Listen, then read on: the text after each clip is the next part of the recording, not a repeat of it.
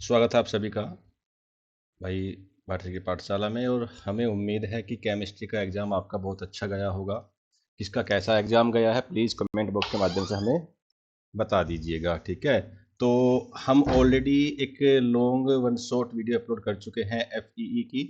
ये हमारी second video होगी जिसमें हम शॉर्ट क्वेश्चन को बताएंगे।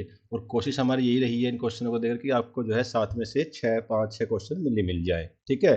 तो फर्स्ट क्वेश्चन जो पूछा जाता है कि डिफरेंस बताइए बिटवीन पीएन जंक्शन डायोड और एलईडी के अंदर, ठीक है भैया। यही क्वेश्चन इसी टाइप में आता है कि पीएन जंक्शन डायोड क्या है और एलईडी क्या है, इसके अंदर क्या डिफरेंस है। तो आपको बताना है कि जो पीएन जंक्शन होता है वो यूज किया जाता है रेक्टिफिकेशन के लिए, जो कन्वर्ट करता है AC इंटू DC। एक तो आप ये लिख सकते हो।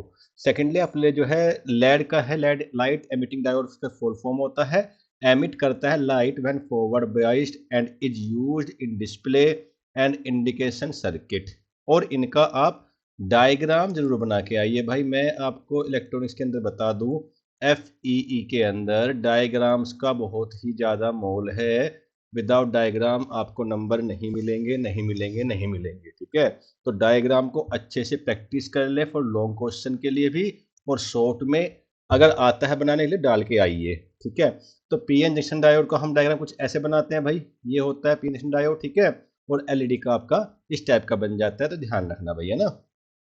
तो आगे बात करते हैं differentiate between avalanche breakdown and zener breakdown. आपको ये बहुत ही ज़्यादा इंपॉर्टेंट क्वेश्चन है भाई।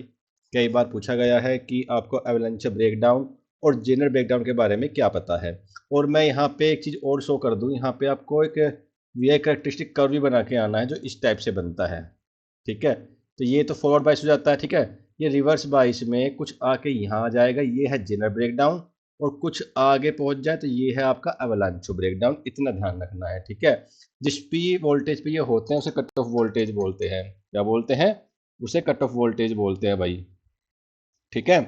नेक्स्ट जो बात कर लें कि ये एक्चुअल में एवलांचो होता क्या है, तो avalanche breakdown occurs highly doped diode at high reverse voltage due to collision of charge carriers, ठीक है। देखिए दोनों में सिमिलर सी बात होती है, बस केवल एक बेसिक डिफरेंस है। कहाँ डिफरेंस है? एक तो हाई रिवर्स वोल्टेज लगाते हैं किसमें? अवलांचो में। जेनर में लगाते हैं लो रिवर्स वोल्टेज, ठीक है, due to strong electric field and due to collision of charge carriers. ये बात ध्यान रखनी है भैया, okay.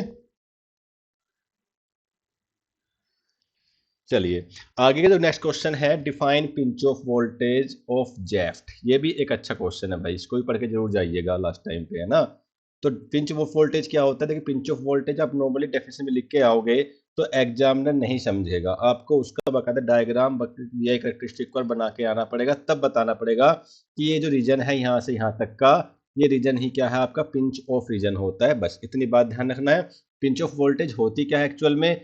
Drain source voltage at which drain current becomes constant, यानी कि वो आपकी ड्रेन सोर्स वोल्टेज जिस पर आपका ड्रेन करंट कांस्टेंट बन जाए, उसे बोलते हैं पिंच ऑफ वोल्टेज, ठीक है। यहाँ पे देखिए, यहाँ पे पिंच ऑफ वोल्टेज अभी कांस्टेंट बन रही है ना। ये बात ध्यान रखनी है ना। देखिए यहाँ पे ड्रेन करंट नहीं, ड्रेन करंट सीधी रेखा आ रही है, इसका मतलब क्या हुआ? कांस्टेंट बन गई। इसी को बोलते हैं पिंच ऑफ रीजन, है ना।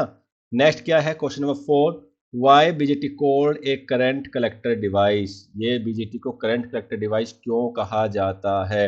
अब इसमें होता क्या है, बच्चे क्वेश्चन पढ़ते हैं बीजेटी और बीजेटी के बारे में लिखना स्टार्ट कर देते हैं, जबकि लिखना सिंपल सिंपल सा है, क्योंकि a small base current control a large collector current. और ये फॉर्मूला आपको दे देना है, बीटा इज इक्वल टू, ये क्या होता है बीटा? इसको करंट गेन बोलते हैं। क्या बोलते हैं? करंट गेन बोलते हैं। वो करंट गेन क्या होता है? IC अपॉन में IB। कभी भी किसी भी गेन की बात होगी, अगर इनसे अलग कुछ और भी पूछ ले कि वोल्टेज गेन क्या है, करंट गेन क्या है, अल्फा के बारे में पूछ ले, कुछ भी पूछ ले, तो गेन जो होता है हमेशा आउटपुट अपॉन इनपुट मिलता है, ये बात ध्यान रखना। और अगर अल्फा की बात आ जाए ना इसमें, है ना, तो अल्फा के लिए हम लगाते हैं IE अपॉन में IB, ठीक है। ये बात ध्यान रखना है, ठीक है। तो ये क्या है आपका, क्यों बोलते हैं? क्योंकि जो आपका स्मॉल बेस होता है करंट, वो बहुत बड़े करंट को कंट्रोल करता है। जैसे कि अगर बीटा IB बहुत ही स्मॉल है, बहुत ही स्मॉल है, तो यहाँ देखिए आईसी आपका बहुत ज़्यादा बड़ा हो जाता है, उसे कंट्रोल करता है, इसलिए बीजीटी को बोलते हैं करंट कंट्रोल डिवाइस।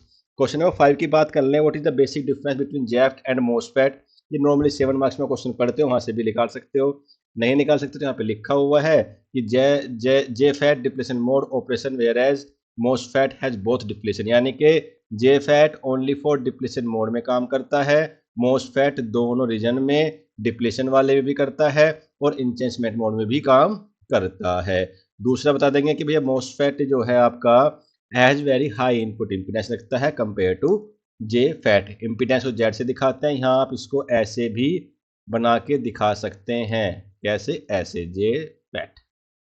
ठीक है भाई, चलिए क्वेश्चन नंबर 6। इससे पहले हमारी एक अपील है, प्लीज वीडियो को लाइक जरूर कर दें भाई, जिसने अभी तक सब्सक्राइब नहीं किया है वो सब्सक्राइब जरूर कर ले भाई, है ना, और शेयर भी कर दे भैया, और अगर हाइप दे सकते तो हाइप भी दे दीजिए।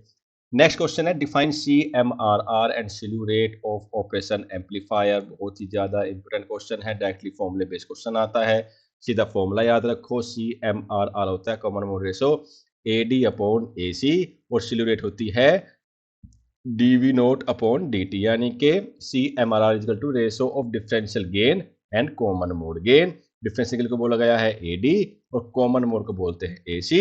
स्लीव रेट में क्या है, the maximum rate of change of output voltage, तो क्या हो गया आपका स्लीव रेट हो गया, जिसको हम SR से भी दिखाते हैं। ठीक है, क्वेश्चन नंबर 7 की बात करें तो explain the concept of virtual ground in operation amplifier. Virtual ground को आपको दिखाना है, ये कहां से आया कंसेप्ट, ये कंसेप्ट आप जब यूज करते हो न्यूमेरिकल के अंदर तो ऐसे बनता है ऑपरेशन एम्पलीफायर। तो यहाँ पे इनपुट देना पड़ता है, तो एक सिरे से चीजें वर्चुअल हो जाती है, उसे क्या बोलते हैं, इसकी बात समझे भाई, है ना। तो एक सिरे पे चीजें वर्चुअल हो जाती है, जहाँ पे हम एक्स लगाते हैं, इधर आपका वी आउटपुट मिलता है। किसी ने किया होगा ढंग से तो पता लग जाएगा, वी आउटपुट माइनस एक्स भी किया जाता है ना। तो in an ideal operation amplifier with negative feedback, the voltage at inverting terminal becomes nearly equal to non inverting terminal। यानी कि यहाँ पे ये ध्यान रखनी है भैया कि आइडियल ओ मैप में क्या होता है, वोल्टेज जो होती है इन्वर्टिंग टर्मिनल पर वो इक्वल होती है अप्रोक्सीमेट नॉन इन्वर्टिंग टर्मिनल के ऊपर, है ना। और यदि आपका नॉन इन्वर्टिंग टर्मिनल ग्राउंडेड है तो इन्वर्टिंग टर्मिनल भी आपका ऐसे बिहेव करेगा जैसे ग्राउंडेड हो, उसी को बोलते हैं वर्चुअल ग्राउंड। ठीक है, यानी कि हम बोल सकते हैं कि अगर नॉन इन्वर्टिंग ग्राउंडेड है तो इन्वर्टिंग वाला भी ग्राउंड की तरह काम करेगा, जिसको बोलेंगे वर्चुअल ग्राउंड। नेक्स्ट क्वेश्चन है, what are the function of clippers and clampers. Clippers और क्लैंपर का मेन फंक्शन क्या है ये बताना है, कुछ नहीं बताना है। क्लीपर्स का मतलब क्या होता है, देखिए क्लीपर्स आपका बना हुआ है क्लिप काटने से, किससे, क्लिप काटने से, और इसका आप मोस्टली यूज फोन में करते हैं, रील्स वगैरह बनाने में करते हैं, जब आप छोटी छोटी क्लिप चलाते हैं तो क्लीपर्स बोलते हैं, है ना। तो क्लीपर का मतलब क्या है, clipper circuit remove unwanted portion of wave form. Circuit की बात करते हैं, वेव फॉर्म चलती है, वेव फॉर्म में जो हमारी अनवांटेड होती है उसको ये खत्म कर देती है। इसका भी आप यहाँ डायग्राम बना सकते हैं भाई, डायग्राम, रे डायग्राम बनाने जरूर आना, क्योंकि मैंने 7 मार्क्स के क्वेश्चंस में काफी सारे डायग्राम बनवा रखे हैं, तो वहां से आप इसको देख सकते हैं। कुछ ऐसे बना लीजिए कि मान के चलो ये चीज चली, ये वेव है और हमें ये नहीं चाहिए, तो हम क्लिपर लगा देंगे, क्लिपर लगा देंगे तो हमारा केवल यही वेव चलेगी बस। ठीक है, ऐसे ही क्लैंपर की बात करें तो क्लैंपर शिफ्ट करता है, क्लैंपर मतलब शिफ्ट करना होता है। ठीक है, ये शिफ्ट करता है कंप्लीट वेव फॉर्म को, जैसे कैसे करेगा शिफ्ट, ये देखिए ये ऐसे शिफ्ट करेगा भाई।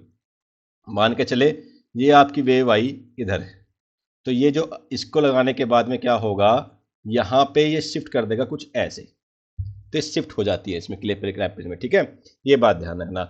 नेक्स्ट क्वेश्चन है, how does a half wave rectifier differ from full wave rectifier. इसके लिए बहुत सारे ऑप्शन आपके पास में है। हाफ वेव रेक्टिफायर में एक डायोड लगाते हैं, फुल वेव में 2 लगाते हैं, ऐसे लिख के आइए। हाफ वेव रेक्टिफायर का यूज हम केवल हाफ साइकिल के करते हैं, और फुल वेव का हम क्या करते हैं, बोथ साइकिल के लिए करते हैं, ये आप लिख सकते हैं। और फुल वेव की हायर इफिशिएंसी होती है, लोअर रिपल फैक्टर होता है ना। इसके आप वोल्टेज के वैल्यू भी लिख सकते हैं इसके अंदर, है ना। Define the combinational logic in digital circuit. Digital circuit की बात करें तो combinational logic circuit, circuit whose output depend only on present input values and not on previous output. यानी कॉम्बिनेशनल लॉजिक की बात करें इसके अंदर, डीई के अंदर, तो वो होगा कि जो आउटपुट आपका आएगा, जो आउटपुट आपका आएगा वो जो प्रेजेंट में इनपुट वैल्यू लगी है उस पर डिपेंड करेगा, ना कि कभी पहले लगाई थी उस पर। ठीक है, नेक्स्ट क्वेश्चन है 11, what is the significance of universal gate in digital circuit. Universal gate आपने पढ़े ही हैं भैया, कौन कौन से होते हैं, है ना, है कौन कौन से होते हैं, नोर एंड।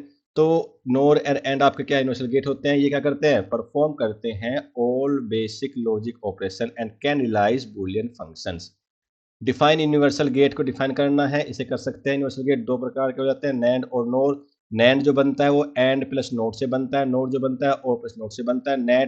नैंड को जब बनाना है तो एंड याद रखे, एंड मतलब डी, तो डी बना दीजिए, ये हो गया आपका कौन सा, ये हो गया आपका इनपुट, यहाँ पे लगा दो एक नोट, ये हो गया नैंड गेट। और की बात करें तो ऐसे बना दीजिए, ये आपका हो गया और भैया, आई बात समझ में। चलिए क्वेश्चन नंबर 13 की बात कर लें, तो डी मॉर्गन थ्योरम है, प्रूफ करने के लिए आ जाए तो भाई घबराना मत, एग्जाम्पल लेके प्रूफ कर देना है। बाकी फर्स्ट लो कहता है कि अगर a प्लस बी के ऊपर बार है तो इसको हम ऐसे खोलते हैं a bar dot B bar, और अगर a डॉट बी के ऊपर बार है तो इसे खोलते हैं हम a bar plus B bar. बस ये दो स्टेटमेंट याद रखो इसकी, बस ठीक है। Define min term and max term की बात करेंगे तो मिन टर्म मैक्स टर्म का यूज करते हैं हम के मैप के अंदर। तो ए मिन टर्म क्या होता है, प्रोडक्ट टर्म होती है containing all variables in complemented and uncomplemented from.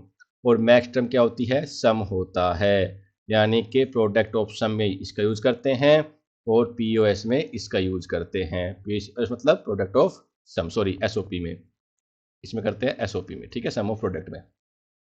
What is modulation, तो मॉड्यूलेशन क्या होता है, चीज़ों को मॉड्यूलेट करना। मॉड्यूलेट करना मतलब आपका अगर सिंगल फ्रीक्वेंसी आती है, फ्रीक्वेंसी को चेंज कर देना, फेस को बदल देना या एम्पलीट्यूड को वेरी कर देना, उनको चेंज कर देना, उसी को बोलते हैं मॉड्यूलेशन। राइट टू एप्लीकेशन लिखनी है, एक टेलीविजन, एक जीपीएस, और भी लिख सकते हैं जो आपको याद हो कर सकते हैं। 17 क्वेश्चन में कहा गया है explain the concept of frequency use in cellular network. बहुत ही अच्छा क्वेश्चन है भाई, very very important question number 17। Reuse का मतलब क्या है ना, और रीयूज के लिए frequency reuse mean same frequency can be used in different cells. Different cells होती है बच्चे आपकी इसके अंदर, एक फुटबॉल टाइप स्ट्रक्चर बनाते हैं इसके अंदर, ऐसे लॉन्ग क्वेश्चन में करा रखा है हमने, उसमें आप देख सकते हो कुछ इस टाइप से बनती है ये, ठीक है। तो ये सेल बार बार यूज होती है साथ के साथ, तो 7 टाइप की चीज करते हैं यूज हमें ना, 7 बुक्स बनते हैं ऐसे। तो फ्रीक्वेंसी रीयूज, रीयूज का मतलब क्या है, दोबारा सेम फ्रीक्वेंसी को यूज कर लेना डिफरेंट सेल के लिए। Separated by sufficient distance to increase communication capacity, यानी कि क्वेश्चन बदल सकते हैं, क्वेश्चन की कहाँ यूज होती है, तो भाई हम क्यों करते हैं, क्योंकि हमें इंक्रीज करनी हो अगर कम्युनिकेशन कैपेसिटी को, तो हम फ्रीक्वेंसी का रीयूज कर लेते हैं। Okay, question number 18 what is radar, radar full form याद रखो भाई, radar stand for radio detection and ranging. Write down two application, एक एयरक्राफ्ट नेविगेशन, वेदर फोरकास्टिंग के लिए भी इसका यूज करते हैं। क्वेश्चन नंबर 19 है differentiate between micro procedure and micro controller, ये भी अच्छा क्वेश्चन है। तो माइक्रो प्रोसीजर यानी कि एमपी, एमपी क्या होता है, require external memory and peripherals, और माइक्रो कंट्रोलर यानी कि MC contain CPU memory peripherals on single chip, ये सब सिंगल चिप के अंदर हो जाता है। भैया ये बाइनरी क्वेश्चन का ऐड करना है कुछ, देखिए मैंने डाल दिया है क्वेश्चन, बाकी आप बाइनरी को ऐड करना, इस पे प्रैक्टिस करके जाना भाई। एक वीडियो पड़ी हुई है अच्छी खासी 12-13 मिनट की, उसको देख सकते हैं आप लोग, प्लेलिस्ट में जाइएगा सब मिलेगा, ढूंढना आपको ये है। सब्ट्रैक्शन करना बहुत ज़रूरी है, और इसमें 1s एंड 2s कॉम्प्लीमेंट नहीं आया बच्चे, वो भी आप कर लेना, है ना। एंड आपका हाउ टू कन्वर्ट भी आ सकता है, कैसे, binary to decimal, decimal to binary, ये बात याद रखें भैया, ठीक है। तो ये हमारी वीडियो का इसमें सार था भाई आज की वीडियो में, लेकिन इनमें से मुझे उम्मीद है कि आपको 5 से 6 क्वेश्चन आराम से मिल जाएंगे, ठीक है। और हमारी आपसे केवल एक ही विनती है और आपसे एक शिकायत है कि आप लोग पेपर दे के आते हो, बताते भी रहिए कि पेपर से कितना पेपर में आपको मिल रहा है, कितना नहीं मिल रहा है। तो हम उम्मीद करते हैं कि आप बताया करो कि इतना हमें पेपर देखने को मिला है, तो एक मोटिवेशन मिलता है और चीज़ें बनाने का मन भी करता है, ठीक है। तो लाइक करते रहिए, बने रहिए, जुड़े रहिए। एक वीडियो और डालूंगा मैं, वो उसमें न्यूमेरिकल्स होंगे सारे, ठीक है। तब तक के लिए thank you so much, bye.